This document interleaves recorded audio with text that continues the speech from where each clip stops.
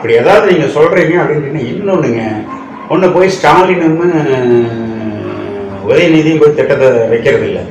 அந்த திட்டத்தில் வந்துக்கிட்டு ஏதாவது தவறு இருக்குதுன்னா இங்கே இருக்கக்கூடிய அதிகாரிகளை நீங்கள் தவறு சொல்லிடுறீர்கள். அப்படியெல்லாம் கிடையவே கிடையாது.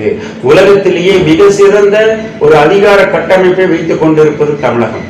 அவ்வளோதான் முடிச்சுக்கிறாங்க. நீங்கள் என்ன சொன்னீங்கன்னாலும் சரிங்க, அந்த ஒன்றிய அமைச்சர் போக்குவரத்து துறையில் இருக்கிறவங்க ஏதோ சொல்லியிருக்காங்க, நான் அதை கேப்ஷன் ஓடிச்சு, நம்ம இது இன்னொரு நாள் உட்காந்து பேசுவோம். அதனால் இது சரியில்லைன்னு உங்கள் கணக்கு அறிவிக்க முடிச்சிடும். 34 லட்சம் இருக்குதுன்னு நீங்கள் சொல்கிறீங்க, அது ஒன்று அடிபட்டுருது.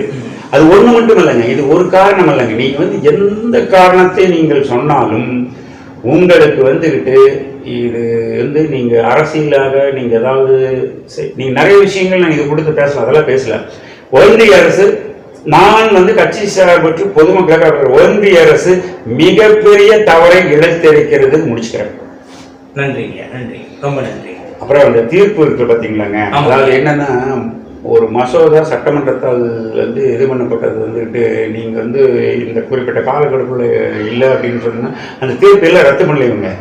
அப்படியெல்லாம் காலக்கெடு வைக்க முடியாதுன்னு சொன்னேன்னா, இதெல்லாம் இந்த தீர்ப்பு கொஞ்சம் வளர்ந்து வழக்கணமாக இருக்குது. தீர்ப்பு வரட்டுங்க, நம்ம இப்போ தனியாக உட்காந்து பேசுவோம். ஆனால் என்ன அப்படின்னு கேட்டிங்கன்னா, காலக்கெடு விதிக்க முடியாது கவர்னருக்கு. ஏன்னா கவர்னர் அப்பாயின்மெண்ட் பண்ணுறவங்க ஜனாதிபதி. கவர்னருக்கு விதிச்சாலும் ஜனாதிபதி காரணமாக இருக்குது, ஜனாதிபதிக்கே விதிச்சினாலும் காரணம். அப்போ நீங்கள் வாயில் எனக்கு நல்லா வருது, நீங்கள் அடியில் ஓட்டு உட்காந்துட்டீங்கன்னா அப்படிதான் செஞ்சுட்டு இருக்கிறீங்க. அப்புறம் எதுக்கு இங்கே அரசு? இந்த தீர்ப்பில் இவர்கள் 2 அதிகார அமைப்பு இருக்க முடியாது, கவர்னர் முதலமைச்சர். ஏன்னா தேர்ந்தெடுக்கப்பட்ட மக்களாதி.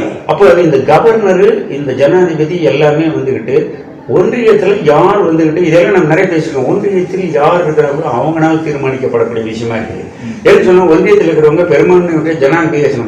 ஒரே விஷயங்க, ஜனாதிபதி மட்டும் இந்த மாதிரி ஒன்றிய அரசுனால ஜனாதிபதியை தேர்வு செய்ய முடியாமல் எதிர்கட்சிகள்னால் தேர்வு செய்யப்பட்டது வந்துச்சுன்னா, இன்னைக்கு தமிழ்நாட்டில் ரவி என்ன பண்ணிட்டு இருக்கிறாங்க, அது அவங்களுக்கு நடந்தது. நான் நினைக்கிறது சரின்னா, ஜெயில் சிங்கா வேற யாரும் ஒருத்தர் ஜனாதிபதியா இருக்கும்போது, இந்திரா காந்தி இருக்கும் பொழுது ஒரு போஸ்டல் மசோதா போய் கையில் போடாமல் எழுதிட்டு அப்படி தெரியுங்களா? அப்போ நான் என்ன கேட்குறேன்னு சொல்லிச்சுன்னா, ஒன்றிய அரசு ஒரு சட்டத்தை அனுப்பணும் அப்படின்னு சொன்னா, இன்னைக்கு சொல்றாங்க ராத்திரியா கையில் போடுறோன்னு. ராத்திரியா ஜனாதிபதி அங்கே கையில் போடுறோன்னு, இங்க என்ன கவர்னர் செய்யறாரு? அப்படி அரசியலுங்க. இந்த அரசியலில் நீதிமன்றம் உண்மையிலேயே நீதிமன்றம்ங்கிறது ஒரு படை, ஜனாதிபதிங்கிறது ஒரு அதிகாரத்துக்கு அரசு சட்டத்தில் முதல் குடிமகன் நேர்மையாக முதல் குடிமகனாக